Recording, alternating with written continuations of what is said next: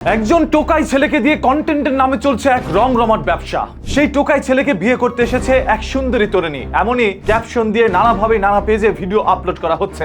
যেই সকল ভিডিওগুলো দেখে অনেকেই ফেসবুকের মধ্যে পোস্ট করে যাচ্ছে, রাস্তার একজন টোকাইকে বিয়ে করতে এসে পড়েছে একজন মেয়ে। মানে একজন মেয়ে সবসময় তার ভালোবাসার পুরুষটাকে খুঁজে বেড়ায়, একজন মেয়ে কখনোই টাকা পয়সা আভিজাত্য দেখে না। এই ঘটনাটি দেখার পর প্রত্যেকটি মানুষের হয়তোবা হৃদয় খুলে তাদের জন্য দোয়া করছে। সেই মেয়েটিকে ইতিমধ্যেই সোশ্যাল মিডিয়ার মধ্যে ভিডিও শেয়ার করে ভাইরাল করে দিয়েছে।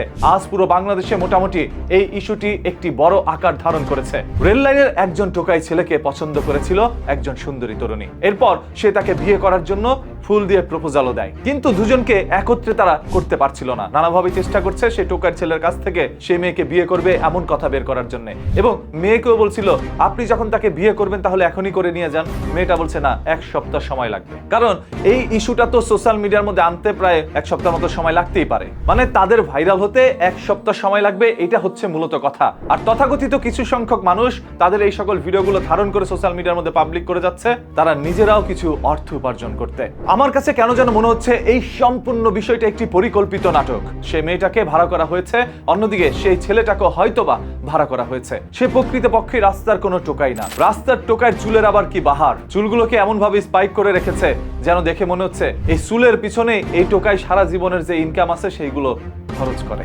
অন্যদিকে যে মেয়েটা তাকে বিয়ে করতে আসছে সে তার থেকে অনেক দূরে দূরে থাকে। সে যদি তাকে বিয়ে করতেই চায় তাহলে গোপনে তাকে নিয়ে বিয়ে করতে পারতো। আর এই ছেলেটি নাকি তার ভালোবাসার মানুষ। আর যার সাথে আপনার কোনোদিন দেখাই হয় না, সে আবার আপনার ভালোবাসার মানুষ হলো কেমনে? এক দেখায় আপনি কিভাবে তার প্রেমে পড়ে গেলেন? আজ এক দেখায় ওই ছেলেটা যখন ডেন্ডি খাচ্ছিল ওই অবস্থায় দেখে তার প্রেমে পড়ে যান, তাহলে আরো কত না ছেলের প্রেমে আপনি পড়েছেন। মানে এই 2026 সালে এসেও বাঙালিকে কিভাবে বোকা বানানো যায় ভিডিওর মাধ্যমে, সেটা হয়তোবা তারা প্রমাণ করে দিয়েছে। কে এই সম্পূর্ণ ভিডিওর পরিচালনা করছে, কারা এইভাবে এই ইস্যুটাকে সোশ্যাল মিডিয়ার মধ্যে তুলে নিয়ে আসছে, সেটা এখন দেখার পালা। সোশ্যাল মিডিয়ার মধ্যে প্রোপাগান্ডা ছড়িয়ে মানুষকে বিভ্রান্ত করাই হচ্ছিল ওই সকল কিছু সংখ্যক মানুষের কাজ। যদি এই বিষয়টি আসলে সত্য হয়ে থাকে, ওই মেয়েটি যদি তাকে পছন্দ করে থাকে, তাহলে সরাসরি তাকে ধরে নিয়ে কাজী অফিসে গিয়ে বিয়ে করত, তারপর একসাথে সংসার করত। কিন্তু না, সাথে করে কিছু সংখ্যক কন্টেন্ট ক্রিয়েটর নিয়ে গিয়েছে, নিয়ে তাদের সামনে তাকে প্রপোজাল করছে, তার সামনে ভাত খাচ্ছে, রুটি খাচ্ছে, বাথরুমে যাচ্ছে, ওয়াশরুমে গিয়ে গোসল করছে, যা কিছু করছে সব কিছুই তারা আপডেট দিয়ে যাচ্ছে।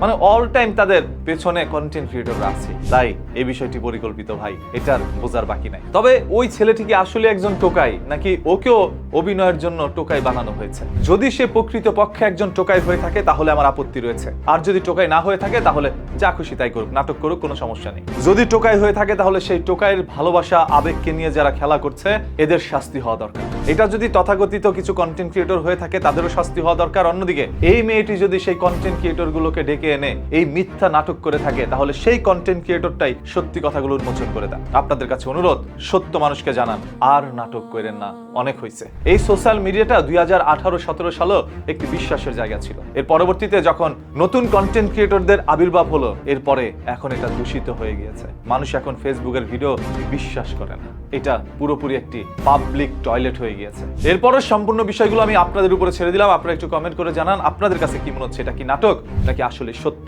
যদি নাটক হয়ে থাকে তাহলে পরিচালকগুলো কারা, যারা এই সকল মেয়ে ছেলেদেরকে নিয়ে যায় ভাড়া কন্টেন্ট বানানোর জন্য? প্রতিদিনের ঘটে যাওয়া এই ধরনের ঘটনা, দুর্ঘটনা লুকোনো সত্য জানতে পেজটাকে এখনই ফলো করে রাখেন।